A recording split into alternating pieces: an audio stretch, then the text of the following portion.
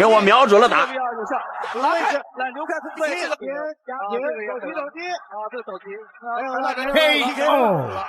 日本9战9胜的天才神童嚣张来华，疯狂辱骂中国人都是弱鸡。这个口出狂言的家伙，就是日本的天才神童袁鹏熙。他出道至今未尝一败，甚至被日本首相誉为日本搏击界的希望。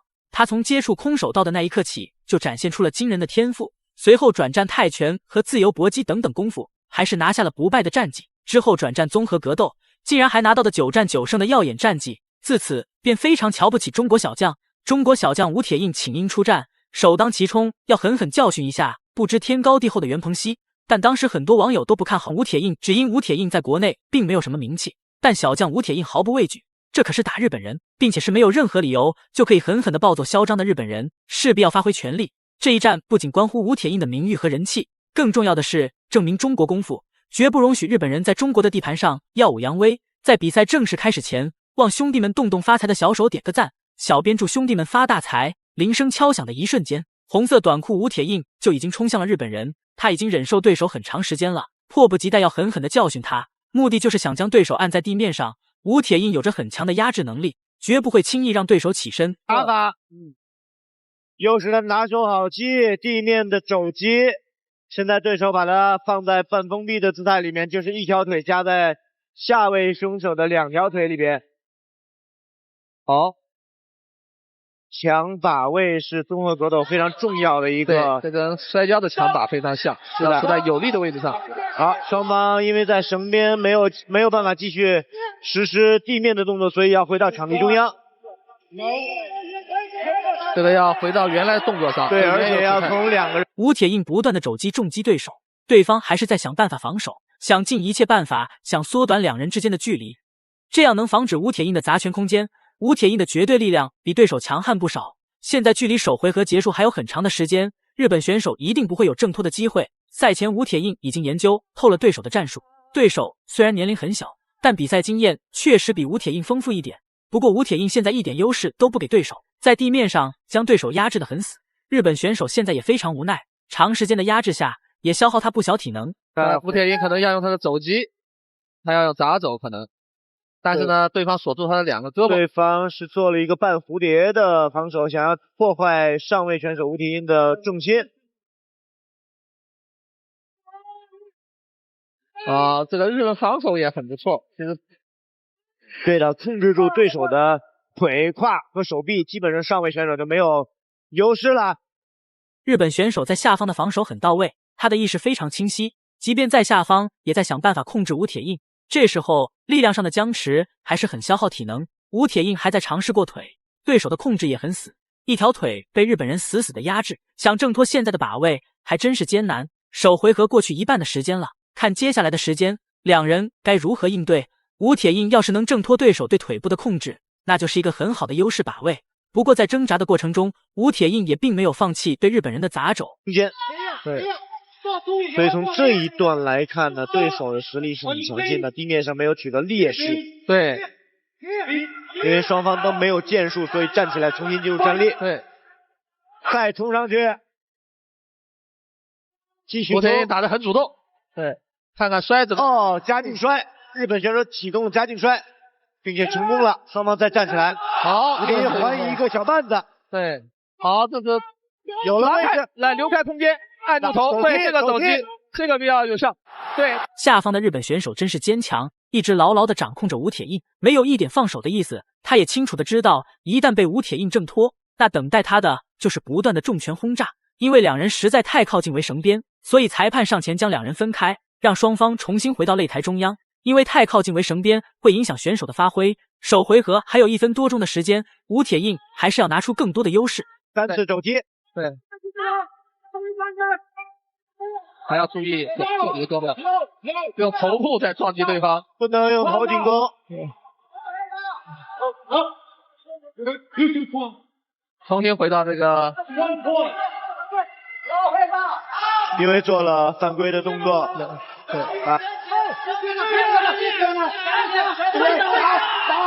对，刚才有个横肘，这个吴铁印打得很主动。比赛很精彩。对，第2回合比赛开始了，吴铁印还是占据着非常主动权，率先近身重拳击打对手，想给对手造成比较大的影响。日本选手有点招架不住，只能通过缠抱化解攻势。吴铁印的目的还是想将对手按在地面上，而日本选手上回合也很深刻地见识到了吴铁印的地面技术。尽管他拼尽全力的挣扎，最终也还是被吴铁印给按在了身下。在地面上，吴铁印总有办法压制他，在地面上的技术很强，也不会轻易让对手起身，压制住对手，而且还可以使用窒息或者反关节的技术来降服对手。当然，对手的经验非常丰富，马上要进入了蝴蝶盖了。这个扎击，刚才几个扎击非常有效，这个日本选手的这个鼻血流出来了，见伤了，对，见伤了。好，他起来了，起身，对这个，这有两个，但是不能够在这个时候用膝盖攻击头部，3点支撑不能攻击头部。对，这个起来了。吴铁印现在打得实在凶狠，简直是将对手往死里打。毕竟对手赛前那么猖狂，势必要狠狠教训他一顿才行的。现在的时间，双方的体能都消耗比较多，尤其是日本人，他的状态更是被消耗的很多。不过日本选手是出了名抗击打很强的选手，现在经过长时间的打击，日本人还是在坚强的站在擂台上。吴铁印想终结他也比较艰难。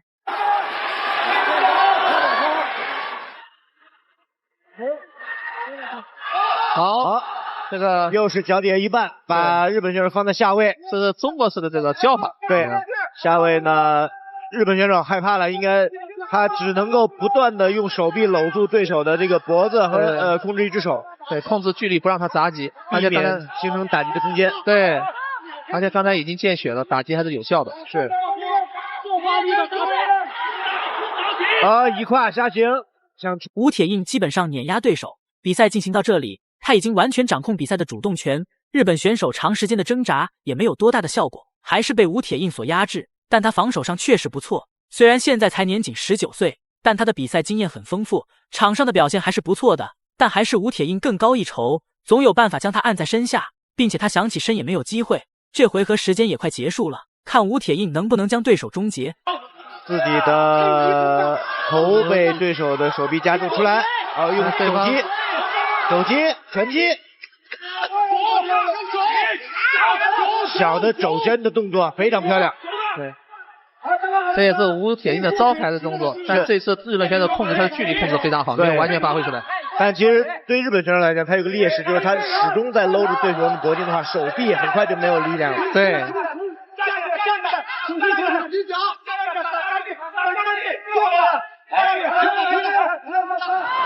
吴铁印再次上方的压制，日本选手有很大的防守漏洞，因为之前被吴铁印打得很狼狈，状态被消耗很多。吴铁印打得也非常辛苦，现在也在找机会将对手给终结掉，但他实在太抗揍了。但是他离崩溃的边缘也不远了，他现在只有箍紧的动作，没有其他的打击。吴铁印时不时的肘击打击对手，训练的功力非常强，说明他在这个基础上训练投入了很大的精力。而且这个东方荣誉的选手实际上对地面砸击都特别喜欢，你看到包括杨建平啊，包括这个吴铁印他们，包括这个严希波，对，要听裁判的指令。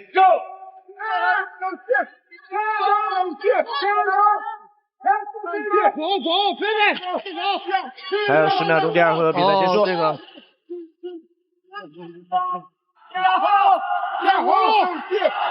找机会就砸，找机会就砸。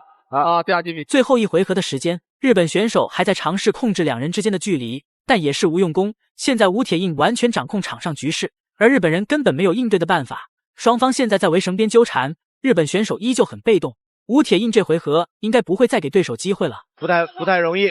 切膝过，成功出来了，可压了，起乘，这个好，起乘是极大的优势位置，日本选手马上起桥，来往上去，对，再次把它放到这个逃脱的动作，充分显示了日本选手的训练水准，对，刚才的起乘瞬间就被逃出来了，压制要把对。